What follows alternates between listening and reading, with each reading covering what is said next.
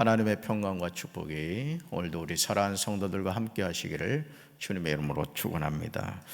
오늘 베드로전서 3장 1절부터 22절까지 말씀으로 그리스도를 주로 삼자, 그리스도를 주로 삼자, 이런 제목으로 말씀의 은혜를 나누고자 합니다.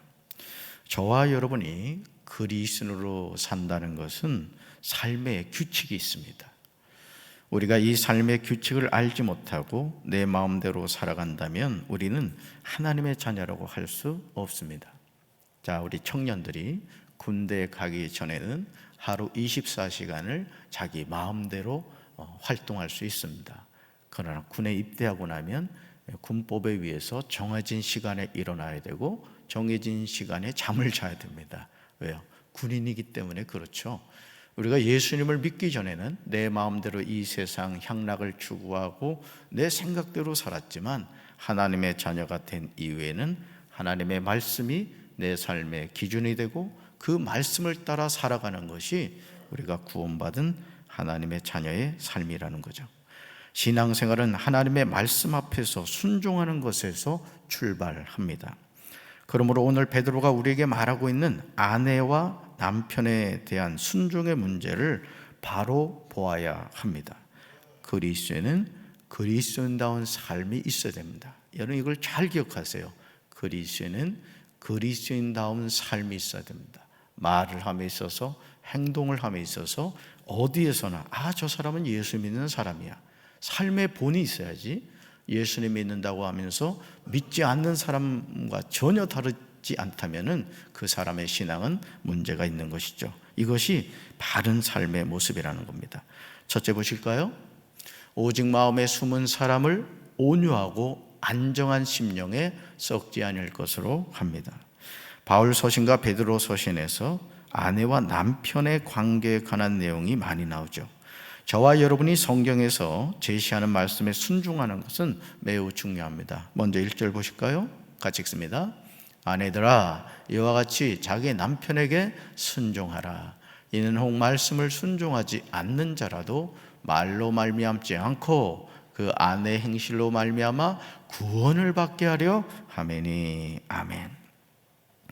베드로는 1절에서 아내들을 향하여 남편에게 뭐하라? 순종하라 이렇게 권면합니다. 그런데 1절 하반절을 보시면 베드로가 아내들에게 이렇게 말하는 이유는 남편의 구원과 관련이 있음을 볼 수가 있습니다. 하나님의 말씀을 믿지 않는 남편이라도 말없이 실천하는 아내의 행동을 보고 하나님을 믿게 되리라는 것입니다. 정말 두렵고 떨리는 말씀이 아닐 수 없습니다. 우리는 말로 누군가를 구원하려고 하지만 우리의 행실이 한 사람을 구원하는 일에 중요한 역할을 한다는 거예요. 예수님 믿으세요. 전하는 것도 중요하지만 우리의 살아가는 삶의 모습을 통해서 예수님을 믿는 사람의 삶은 저런 모습이구나. 나도 예수님 믿어야 되겠구나. 이런 삶의 본이 있어야 된다라는 것입니다. 아내들이 하나님을 경외하며 깨끗하게 살아가는 것을 남편들이 지켜보고 있다라는 것이죠. 그러므로 베드로는 3절과 4절에서 아내들의 구별된 삶을 제시합니다. 3절과 4절 같이 읽습니다. 너희의 단장은 머리를 꾸미고 금을 차고 아름다운 옷을 입는 외모로 하지 말고 오직 마음에 숨은 사람을 온유하고 안정한 심령에 썩지 아니할 것으로 하나 이는 하나님 앞에 값진 것이니라. 아멘. 베드로가 아내들에게 강조하는 것은 보석이나 화려한 옷이나 머리 단장 등으로 외모를 아름답게 보이려고 열중하지 말라는 거죠. 오히려 온유하고 조용한 마음의 소유자가 되어 언제까지나 퇴색하지 않는 매력으로 내면을 아름답게 장식하라는 거예요. 왜냐하면 이것이 하나님 보시기에 가장 값진 것이라고 강조하고 있습니다. 저는 저와 여러분이 외적으로 드러난 모습을 잘 가꾸는 것도 중요하겠지만 우리의 내면이 아름답게 가꾸어가는 우리 사랑하는 성도들 되기를 주님의 이름으로 축원합니다. 베드로는 5절과 6절에서 거룩한 부녀들에 대해서 제시하죠. 결론은 남편에게 순종함으로 자기를 단장했다라는 것입니다. 그렇다면 아내들이 이렇게 하는 이유는 무엇 때문입니까? 베드로는 아내들이 하나님께 소망을 두었기 때문이라고 대답합니다. 여러분 아시죠? 우리가 이 땅에서는 한 남자를 만나서 한 여자를 만나서 가정을 이루고 살아갑니다. 남편이 되고 아내가 되죠. 그러나 천국에 갔을 때는 남편 아내가 없습니다. 그래서 어떤 사람은 그런 얘기 하더라고요. 남편이 천국 가면 나는 천국 안 갈 거라고.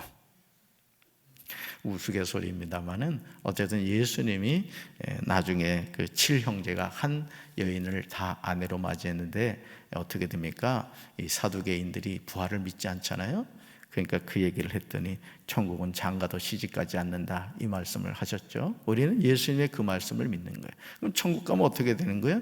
그냥 형제 자매가 되는 거죠. 그러니까 힘드시더라도 조금만 참으시면 될 것 같습니다. 자, 그렇습니다. 자, 그래서 사라는 아브라함을 주라칭하여 순종한 것을 보게 되죠. 아내는 남편에게 뭐 해야 된다? 순종해야 합니다. 아내가 남편에게 순종해야 한다면 남편은 아내에게 어떻게 해야 할까요? 베드로는 7절에서 대답하고 있죠. 7절 같이 읽습니다. 남편들아, 이와 같이 지식을 따라 너희 아내와 동거하고 그를 더 연약한 그릇이요 더 생명의 은혜를 함께 이어받을 자로 알아 귀히 여기라. 이는 너희 기도가 막히지 아니하게 하려 함이라. 아멘. 남편은 아내를 잘 이해하고 아내와 동거해야 합니다. 아내는 더 연약한 그릇임을 알아야 된다는 거죠. 그래서 생명의 은혜를 함께 이어받을 자로 귀히 여겨야 된다는 거예요. 왜요? 기도가 막히지 않기 위해서 그렇다는 것이죠. 저는 우리 사랑하는 성도들의 가정이 서로 사랑함으로 하나 되어 하나님께 영광 돌리는 복된 가정 되시기를 주님의 이름으로 축원합니다. 두 번째 보시면 서로 복을 빌면서 부르심을 받았음을 알고 복을 이어받는 삶을 살아야 합니다. 베드로는 8절과 9절에서 성도들에게 선을 위한 고난에 대해서 말합니다. 선을 위한 고난, 같이 읽습니다. 마지막으로 말하노니 너희가 다 마음을 같이하여 동정하며 형제를 사랑하며 불쌍히 여기며 겸손하며 악을 악으로 욕을 욕으로 갚지 말고 도리어 복을 빌라. 이를 위하여 너희가 부르심을 받았으니 이는 복을 이어받게 하려 하심이라. 아멘. 베드로가 이야기하는 내용은 그렇게 유쾌하지 않습니다. 왜냐하면 우리 정서와는 맞지 않기 때문이에요. 여러분, 성경을 읽다 보면 사실은 그 성경의 말씀이 내 마음에 이게 마음에 안 드는 말씀들이 있어요. 아주 불편하게 느껴지는 말씀이 있습니다. 그렇지만 여러분, 내 감정이 중요합니까? 하나님의 말씀이 중요합니까? 그렇죠. 당연하죠. 내 감정은 받아들이고 싶지 않지만 여러분, 약은 몸에 쓰다, 이런 말이 있어요. 그렇죠. 우리가 그 약을 먹죠. 왜? 몸이 회복되기 위해서 그렇습니다. 여러분, 우리 육체의 본능은 하나님의 말씀을 끊임없이 거부합니다. 자, 그렇다면 어떻게 돼요? 육체의 소욕을 따르는 것이 아니라 하나님의 말씀에 우리는 순종해야 할 줄로 믿습니다. 베드로가 마지막으로 말하는 게 뭐예요? 첫째, 모두 한 마음을 품어야 된다는 거예요. 둘째, 서로 동정해야 됩니다. 셋째, 서로 사랑해야 되고요. 넷째, 자비해야 합니다. 다섯째, 겸손해야 합니다. 여섯째, 악을 악으로 갚거나 모욕을 모욕으로 갚지 않습니다. 일곱째, 복을 빌어 주어야 합니다.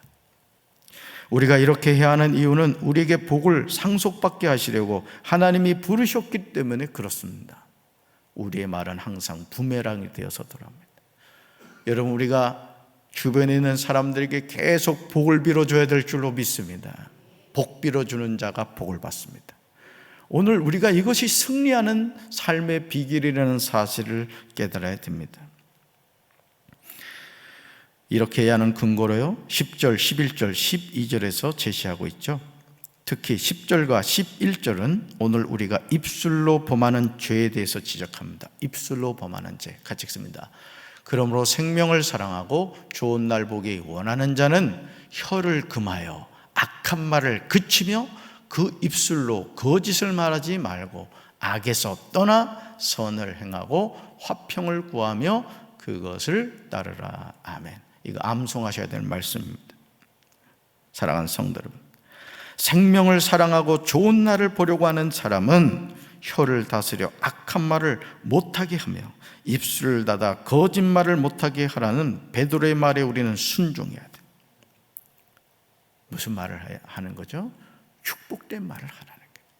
믿음의 말을 하면 믿음이 생기고요, 사랑의 말을 하면 사랑이 생기고, 은혜의 말을 하면 은혜가 생기는 거예요. 여러분, 우리가 자녀에게 해줘야 될 가장 소중한 게 뭔지 아십니까? 아무리 맛있는 거를 많이 준다 할지라도 우리가 그 자녀에게 복을 빌어주지 않으면 그 아이는 별로 기뻐하지 않는 거야. 정말 우리 성도들 사이에서 마찬가지. 복을 빌어주시기 바랍니다. 아멘. 특별히 거짓말을 못하게 해야 됩니다. 여러분들, 그 마귀의 종로를 타는 거예요. 이제 악에서 떠나 선을 행하며 평화를 추구하며 그것을 쫓아야 할 줄로 믿습니다.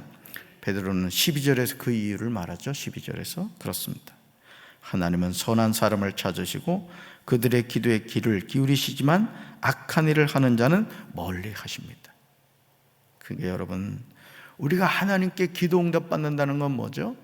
하나님과의 깊은 영적 교제가 있어야 되는 거예요. 저는 우리 사랑하는 성도 여러분들이 바닷가에 가가지고 어떤 사람들을 보면 모래사장에만 있다 오는 사람이 있습니다.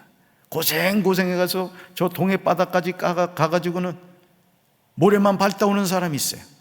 근데 어떤 사람은 또 용기를 내가지고 가는데 발목만 잠기고 오는 사람이 있어요. 어떤 사람은 무릎까지. 근데 어떤 사람은 벗어 제끼고 동해야 내가 왔다, 물과 하나가 되는 사람이 있어요. 여러분, 하나님을 믿음에 있어서도요, 모래가에서만 머무는 사람이 있어요. 더 하나님을 깊이 알았다간 큰일 날 것 같아서 가까이 하기엔 너무 먼 당신, 그러지 마십시오. 벗어 제끼고 육신의 모든 것 다 벗어버리고 하나님 품에 와락 안겨가지고 그냥 하나님의 선하심을 맛보아 알아가는 우리 성도들 되길 주님의 이름으로 축원합니다. 세 번째 보실까요? 우리 속에 있는 소망에 관하여 묻는 이들에게 대답할 것을 준비해야 합니다. 하나님은 우리의 삶을 살펴보십니다. 이 살펴봄은 우리를 감시하기 위함이 아니죠. 우리를 지켜주시기 위한 살핌이죠. 여러분, 손주가 집에 놀러 왔습니다. 그러면 할아버지 할머니는 그 손주를 예의주시해서 보는 거예요. 이제 걸음마를 막 떼어가지고 어디 가서 뭐하고 부딪힐지 모른단 말이에요. 그러면 여러분, 할아버지가 그 손주를 지켜보는 마음이 뭐예요? 감시입니까? 아니에요. 넘어지면 가서 붙잡아 주려고. 여러분, 하나님이 우리를 그렇게 지켜보고 계신 줄로 믿습니다. 그러니까 걱정하지 마시고, 넘어졌다고 낙심하지 마시고, 하나님의 손 꼭 붙잡고 다시 일어나게 되시길 주님의 이름으로 축원합니다. 베드로는 13절에서 반문하죠. 세 번역으로 보면, 그러므로 여러분이 열심으로 선한 일을 하면 누가 여러분을 해치겠습니까? 저와 여러분이 의를 위해 고난을 당하면 우리는 복 있는 사람들입니다. 이제 우리는 악행하는 사람들의 위협에 두려워하지 말고 불안해하지 말아야 됩니다. 하나님을 의지해야 할 줄로 믿습니다. 베드로는 15절과 16절에서 우리가 그리스도인으로 사는 삶이 무엇인가를 정확하게 대답하고 있어요. 우리가 그리스도인으로 산다는 것이 뭐냐? 분명하게 정립해야 될 내용입니다. 같이 읽습니다. 너희 마음에 그리스도를 주로 삼아 거룩하게 하고 너희 속에 있는 소망에 관한 이유를 묻는 자에게는 대답할 것을 항상 준비하되 온유와 두려움으로 하고 선한 양심을 가지라. 이는 그리스도 안에 있는 너희 선행을 욕하는 자들로 그 비방하는 일에 부끄러움을 당하게 하려 함이라. 아멘. 이 15절과 16절도 암송하셔야 될 말씀입니다. 너희 마음에 그리스도를 주로 삼아 거룩하게 살아가라는, 또 너희 속에 있는 소망에 관한 이유를 묻는 자에게 대답할 것을 항상 준비하라는 것이죠. 여러분, 우리 주변에 예수님 믿지 않는 사람들 많습니다. 그런데 여러분의 친구 가운데 너 왜 예수님 믿니? 너 왜 교회 다녀? 라고 물었을 때 여러분 뭐라고 대답하십니까? 그 대답을 갖추고 살아가라는 거예요.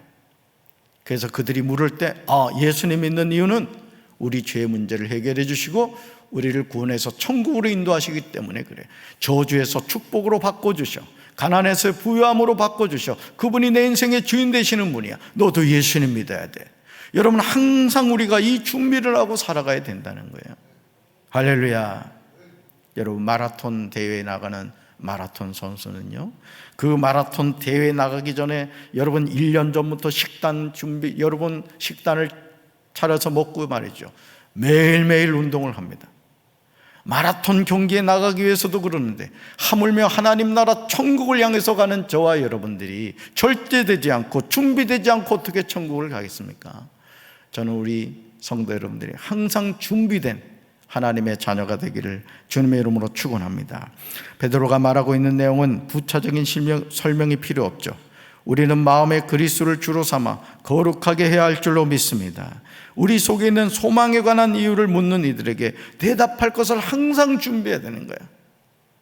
그러니까 시험이 다가오면 시험 준비를 해야 되잖아요. 산자와 죽은 자를 심판하러 주님이 오세요. 우리는 늘 뭐 하고 있어야 된다? 준비하고 있어야 돼. 주님이 나를 언제 불러가실지 알 수 없기 때문에 그렇습니다. 매 순간 온유와 두려움으로 선한 양심을 가져야 됩니다. 이것이 그리스도인으로서의 바른 삶이죠. 왜 예수님이 단번에 죄를 위하여 죽으셨습니까? 저와 여러분을 하나님 앞으로 인도하시기 위함입니다. 예수님의 육체는 죄로 말미암아 죽임을 당하셨지만 영으로는 살리심을 받으셨습니다. 우리가 하루를 살면서 육체의 소욕을 따라갈 것이냐, 성령의 인도를 따라갈 것이냐, 우리는 결단하는 거예요. 오늘도 성령의 이끌림 받는 우리 성도들 되시길 주님의 이름으로 축원합니다. 네 번째 볼까요? 방주에서 물로 말미암아 구원을 얻은 사람은 겨우 8명임을 알아야 합니다. 그리스도가 죽으신 이유는 죄인들을 구원하시기 위함입니다. 우리를 하나님 앞으로 인도하시기 위함이죠. 19절에서 예수님이 갇혀있는 영혼들에게 가셔서 기쁜 소식을 선포하셨습니다. 사실 이 구절은 난해한 내용입니다. 그렇다면 예수님이 찾아가신 갇혀있는 영혼들은 누구입니까? 20절에 나오죠. 20절 같이 읽습니다. 그들은 전에 노아의 날 방주를 준비할 동안 하나님이 오래 참고 기다리실 때에 복종하지 아니하던 자들이라. 방주에서 물로 말미암아 구원을 얻은 자가 몇 명뿐이니 겨우 8명이라. 아멘. 새 번역으로 보시면 다음과 같습니다. 같이 읽습니다. 그 영들은 옛적에 노아가 방주를 지을 동안에 곧 하나님께서 아직 참고 기다리실 때 순종하지 않던 자들을 말하는 것입니다. 그 방주에 들어가 물에서 구원받은 사람은 겨우 8사람밖에 없었습니다. 아멘. 베드로는 이 말을 한 후에요, 21절에서 더더욱 이해하기 쉽지 않은 말을 합니다. 21절 같이 읽습니다. 물은 예수 그리스도께서 부활하심으로 말미암아 이제 너희를 구원하는 편이 곧 세례라. 이 육체의 더러운 것을 제하여 버림이 아니요 하나님을 향한 선한 양심의 강군이라. 아멘. 베드로가 말하는 물은 우리를 구원하는 세례를 미리 보여준 것입니다. 다시 말해서 세례는 육체의 더러움을 씻어내는 것이 아니라 예수 그리스도의 부활을 힘입어서 선한 양심이 하나님께 응답하는 것이라고 대답하고 있습니다. 베드로는 세례가 무엇을 의미하는지 우리에게 중요한 깨달음을 줍니다. 예수님은 이 일을 하신 후에 하늘로 가셔서 하나님의 오른쪽에 계십니다. 천사들과 권세들과 능력들이 그리스도에게 복종하고 있습니다. 이제 주님 앞에 순종함으로 구원의 분명한 확신을 갖고 살아가는 우리 성도들 되기를 주님의 이름으로 축원합니다. 하나님이 물의 심판을 할 때 그 많은 사람 가운데 노아의 8가족만 구원을 받았다는 것. 여러분, 배선자에 보면 8팔자가 들어가 있죠. 입구와 여러분, 많은 사람이 구원을 받지 않았다는 거예요. 오늘 이 시대는 어떨까요? 노아의 시대에 다를 바와 있습니까? 마찬가지입니다. 오늘도 구원받는 사람이 많을 것 같지만, 누구든지 구원받을 것 같지만은 노아의 방주에 노아의 8 식구만 구원을 받았다는 사실을 기억하면서 과연 나는 구원받았는가? 나는 천국에 들어갈 준비가 되었는가? 끊임없이 자신을 살펴보면서 허망한 인생을 살아가는 것이 아니라 구원의 분명한 확신을 가지고 오늘도 주님이 나를 왜 불러주셨고 나에게 주신 사명이 무엇인가를 기억하며, 목사는 목사답게, 장로는 장로답게, 권사는 권사답게, 집사는 집사답게, 성도는 성도답게 나에게 주신 사명을 힘차게 감당하는 우리 사랑하는 성도들 되기를 주님의 이름으로 축원합니다. 가슴에 손 얹겠습니다. 하나님 아버지, 우리에게 구원의 길을 묻는 사람들에게 우리는 과연 뭐라고 대답하고 있습니까? 예수님 믿지 않으면 지옥 간다는 사실을 우리는 너무나 분명히 알고 있음에도 우리는 과연 뭐라고 대답하면서 살아가고 있습니까? 주여, 바울과 실라가 감옥에서 하나님을 찬양했을 때 옥토가 흔들리면서 감옥문이 열리고 그들은 탈출할 수 있었습니다. 간수장인은 죄수들이 탈옥한 줄 알고 스스로 칼을 빼어 죽으려고 했습니다. 그때 바울이 그를 향하여 스스로 해하지 말라고 외쳤고, 선생들이여 내가 어떻게 해야 구원을 받겠습니까? 라고 물었을 때 바울은 주 예수를 믿으라, 그러면 너와 내 집이 구원을 얻으리라고 분명히 구원의 길을 묻는 자에게 대답했습니다. 우리 또한 우리 주변에서 지옥을 향해 가는 영혼들이 너는 왜 예수 믿느냐고, 너는 왜 교회 다니냐고 물을 때 주 예수를 믿어라, 그러면 너와 내 집이 구원을 받는다, 분명하게 복음을 전할 수 있는 우리 모든 성도들 되게 도와 주옵소서. 오늘도 하나님의 자녀로서 가슴을 펴고 용기를 가지고 믿음을 가지고 씩씩하게 승리하며 살아갈 수 있도록 우리 사랑하는 성도들을 축복하여 주시옵소서. 주님의 날개 그늘 아래 품어주시고 사람 바라보지 않게 도와주시고 살아계신 하나님 바라봄으로 믿음으로 승리하는 이 하루가 되게 하여 주시옵소서. 예수님의 이름으로 간절히 축복하며 기도합니다. 아멘.